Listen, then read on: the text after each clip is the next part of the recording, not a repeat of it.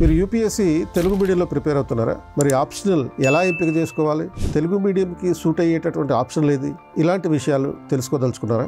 September 7న RTC cross రోడ్లో ఉన్న KPIS ఇన్స్టిట్యూట్లో ఒక ఫ్రీ ఓరియంటేషన్ సెషన్ నిర్వహిస్తున్నాం. దానికి అటెండ్ అవ్వండి. మీ డౌట్స్ అన్నీ క్లారిఫై చేసుకోండి. మీరు యూపీఎస్సీ తెలుగు మీడియంలో ప్రిపేర్ అవుతున్నారా? అయితే తెలుగు మీడియంలో ప్రిపేర్ అయ్యే అభ్యర్థులకి మేజర్ ప్రాబ్లం ఏంటంటే నోట్స్ ఎలా తయారు చేసుకోవాలనేది. సో మరి ఈ నోట్స్ తయారు చేసుకోవడానికి ఒక టాప్ 3 పాయింట్స్ ఉన్నాయి. ఈ టాప్ 3 పాయింట్స్ని మనం 3S అనే పేరుతోటి గుర్తుపెట్టుకుందాం. ఈ 3S అంటే ఏంటి? First you have to find out the source, అంటే సోర్స్ మెటీరియల్ ఏంటి. 2 స్ట్రక్చర్ ఎలా ఉండాలి, నోట్స్ తయారు చేసుకునే స్ట్రక్చర్ ఎలా ఉండాలి. 3 సింప్లిఫైడ్ ఫార్మాట్లో ఉండాలి. Source, structure, simple. సోర్సెస్ అంటే ఏంటి?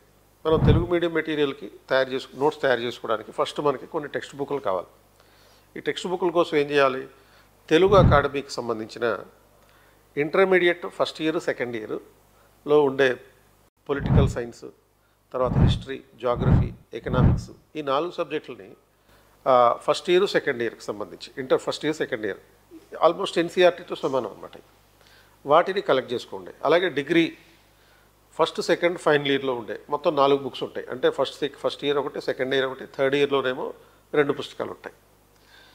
అండ్ ఈ 3 సంవత్సరాలకు సంబంధించిన history, geography, economics, political science.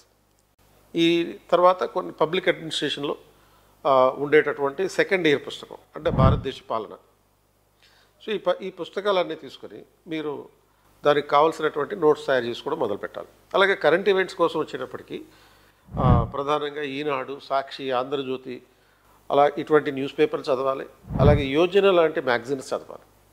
అంతేకాకుండా కేర్ అనే పేరుతో 21st సెంచరీ నుంచి మీకు కరెంట్ అఫైర్స్ రివర్స్ ఇంజనీరింగ్ అనే పేరుతోటి national current issues, regional current issues, ఈ రెండింటినీ కూడా ఉచితంగా మేము మా వెబ్సైట్లో పెడుతున్నాం. అలాగే మా టెలిగ్రామ్ ఛానల్స్లో కూడా ఉంటున్నాయి. ఈ సోర్స్ అన్నింటినీ మీరు ఇంటిగ్రేట్ చేసుకుంటూ ఒక మెటీరియల్ని తయారు చేసుకోవడం అనేది, నోట్స్ తయారు చేసుకోవడం అనేది ఇంపార్టెంట్.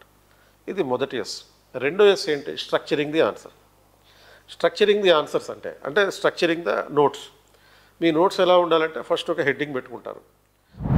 సపోజ్ వైస్ ప్రెసిడెంట్ అనే అంశం గురించి రాసుకుంటున్నప్పుడు వైస్ ప్రెసిడెంట్ అంటే ఉపరాష్ట్రపతి అనే హెడ్డింగ్ పెడతారు. ఆ తర్వాత సైడ్ హెడ్డింగ్స్ పెట్టుకోవాలి.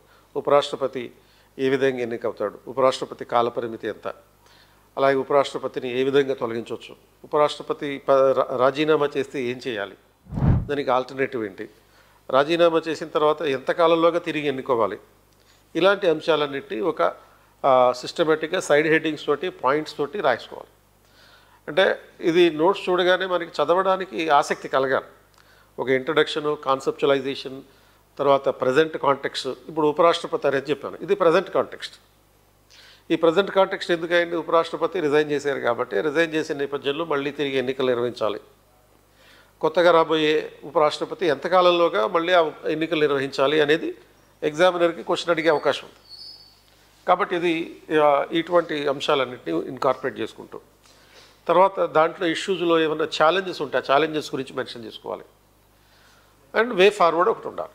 సో మళ్ళీ చెప్తున్నాను, ఒక ఇంట్రడక్షన్, తర్వాత కాన్సెప్చువలైజేషన్ అంటే మెయిన్ బాడీ అని అంటాం, ప్రజెంట్ కాంటెక్స్ట్ అంటే రీసెంట్ ట్రెండ్స్, తర్వాత ఇష్యూస్ అండ్ ఛాలెంజెస్ ఒకటి, నెక్స్ట్ ఏమో ఒక వే ఫార్వర్డ్ అంటే సొల్యూషన్స్, సజెషన్స్ రూపంలో వే ఫార్వర్డ్. సో ఈ నోట్స్ రాసుకునేటప్పుడు మొత్తం మన విజువల్ ఎయిడ్స్ కూడా ఉండాలి. అంటే యాజ్ ఇట్ ఈజ్గా కాపీ కొట్టడం కాదు నోట్స్ రాయటం అంటే, మనం దాన్ని సూక్ష్మీకరించే ప్రాసెస్లో భాగంగా ఫ్లో చార్ట్స్, టేబుల్స్ అండ్ అదేవిధంగా మైండ్ మ్యాప్లు, ఇవన్నీ కూడా మనం తెలుగులో తయారు చేసుకునే ప్రయత్నం చేయాలి. సో దట్ మనం రివిజన్ చేసేటప్పుడు తొందరగా రివిజన్ చేయగలుగుతాం. అంటే మన నోట్స్ అనేది రివిజన్ ఫ్రెండ్లీగా ఉండాలి. ఇక మూడో ఎస్ సింప్లిఫైడ్ ఫార్మాట్లో ఉండడం. సింప్లిఫైడ్ ఫార్మాట్ అంటే it is starting with the language. సులభమైన, సరళమైన భాషతో మీ నోట్స్ ఉండాలి. రెండోది ఒక విస్తృతమైన సమాచారాన్ని ఒక సూక్ష్మ రూపంలో, బొమ్మ రూపంలో కానీ, లేకపోతే ఒక మైండ్ మ్యాప్ రూపంలో కానీ, ఒక ఫ్లో చార్ట్ రూపంలో కానీ ఉండాలి. తర్వాత ఇంగ్లీష్లో ఉండే ఎన్సీఆర్టీస్ వీటన్నిటిని తెలుగులోకి ట్రాన్స్లేట్ చేసుకోవాలి. సింపుల్ లాంగ్వేజ్లో ట్రాన్స్లేట్ చేసుకోవాలి. అంటే పుస్తక భాషలో కాకుండా, గ్రాంధిక భాషలో కాకుండా మనం రోజువారీ వాడకంలో ఉండేటటువంటి నార్మల్ లాంగ్వేజ్లో ఉపయోగించుకునేటట్టుగా ఉంటాయి. అంటే మళ్ళీ మధ్యలో కొన్ని టెక్నికల్ వర్డ్స్ వస్తాయి. ఈ టెక్నికల్ వర్డ్స్ని ఇంగ్లీష్లోనే రాసుకోండి. దానికి బ్రాకెట్లో కుదిరితే దానికి సంబంధించినటువంటి ట్రాన్స్లేటెడ్ వర్డ్ పెట్టుకోండి.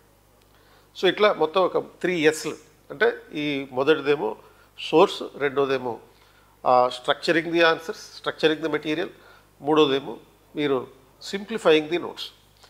సో ఈ మొదటగా ఇంగ్లీష్ పుస్తకాలు చదవండి, దాన్ని కీ పాయింట్స్ని తెలుగులోకి ట్రాన్స్లేట్ చేసుకోండి. తర్వాత ఏపీ తెలంగాణకి సంబంధించిన ఎగ్జాంపుల్స్ కూడా ఇన్కార్పొరేట్ చేసుకున్నారనుకోండి, మీరు గ్రూప్ 1 లాంటి ఎగ్జామ్స్ రాసేటప్పుడు కూడా ఈ నోట్స్ మీకు ఉపయోగపడుతుంది. సో ఇటువంటి విషయాల మీద మరిన్ని విషయాలు తెలుసుకోవడం కోసం ఈ 21st century KPIS 21st century ఆధ్వర్యంలో జరిగేటటువంటి తెలుగు మీడియం UPSC క్లాసెస్కి అటెండ్ అవ్వండి. ఆన్లైన్లో ఉంటాయి, అలాగే ఆఫ్లైన్లో కూడా ఉంటాయి.